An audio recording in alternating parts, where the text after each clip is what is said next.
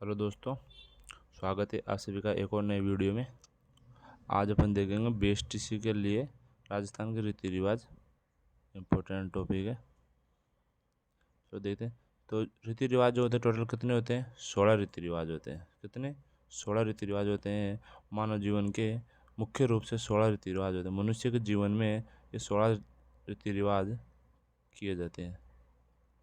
पहला होता है गर्भाधान, दूसरा होता है पुंसवन, तीसरा होता है सीमंतोनयन, चौथा होता है जातकर्म, पांचवा होता है नामकरण और छठा होता है निष्क्रमण और सातवां हो जाएगा अपना अन्नप्रसान, आठवां हो जाएगा जड़ूला या जोड़ाक्रम, नौवां करणभेद, दसवां विद्यारंभ कर देते हैं और 11 उपनयन संस्कार और 12वां वेदारंभ और उसके बाद में 13वां हो जाएगा केशांत और 14वां हो जाएगा सीमावर्तन और 15 हो जाएगा पाणी ग्रहण और 16 हो जाएगा अंत्येष्टि संस्कार। तो देखते हैं 16 संस्कारों के बारे में। पहला आता है अपना गर्भाधान। पहला है गर्भाधान। यह मनुष्य के जीवन का प्रथम संस्कार माना जाता है। कौन सा? मानव जीवन का जो प्रथम संस्कार है वो कौन सा है? गर्भाधान हो जाएगा गर्भाधान।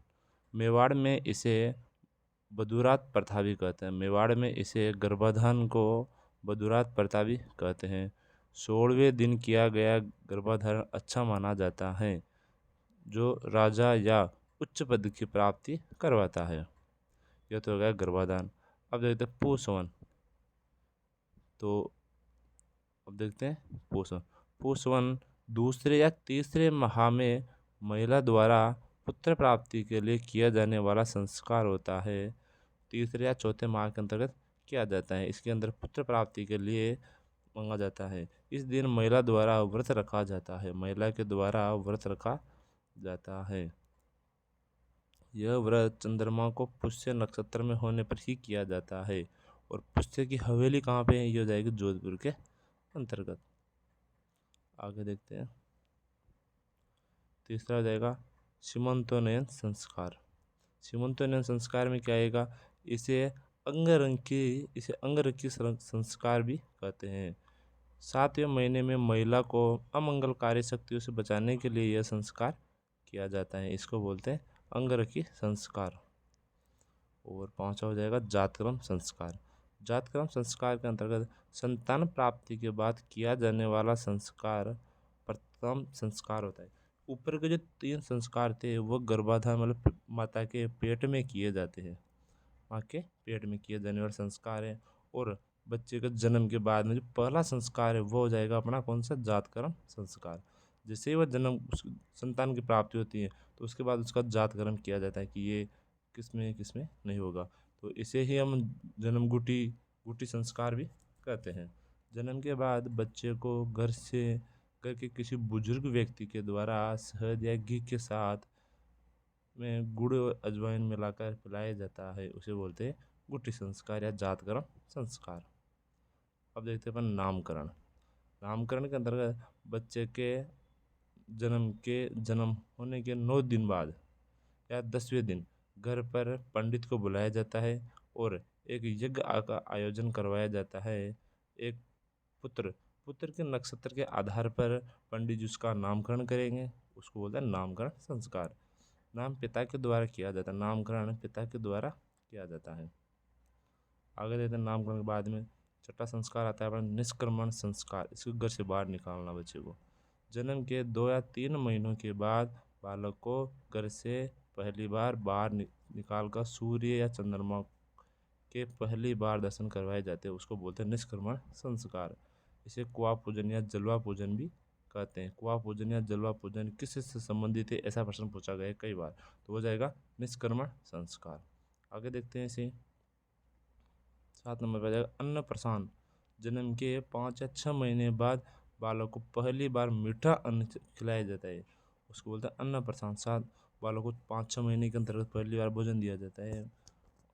पहली बार मीठी चीज़ खिलाई जाती है उसे बोलते हैं अन्नप्रसान। और 8वां हो जाएगा चूड़ाकर्म या जड़वा संस्कार। पहला वर्ष एक तो पहले वर्ष में जोड़े उतारे जाते हैं या चूड़ाकर्म किया जाता है। फिर तीसरे वर्ष में, फिर 5वें में, फिर 7वें, फिर 90वें, फिर 11वें वर्ष में चूड़ाकर्म किए जाते हैं।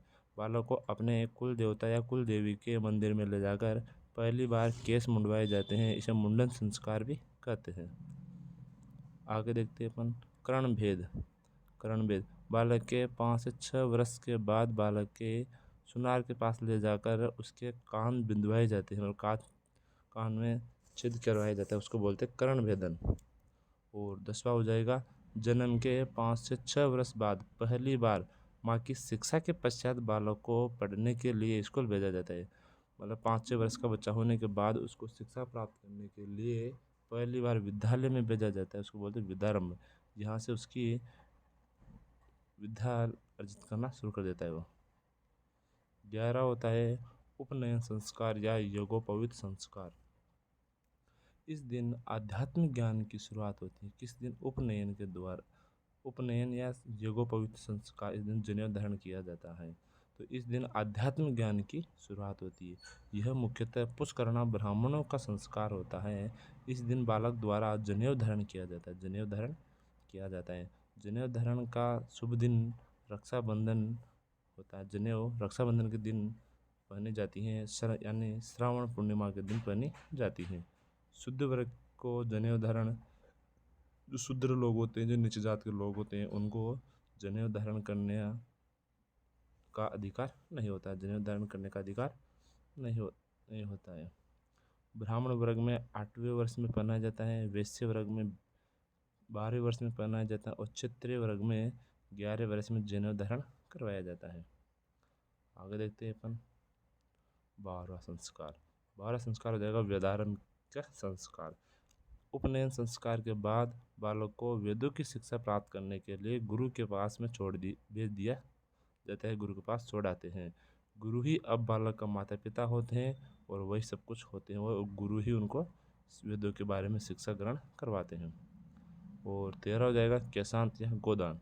किशोरावस्था से बालक पहली बार युवावस्था में जब प्रवेश करता है तो